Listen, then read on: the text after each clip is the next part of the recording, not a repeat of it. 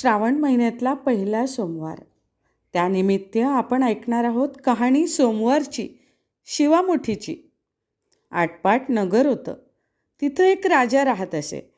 या राजाच्या 4 सुना होत्या.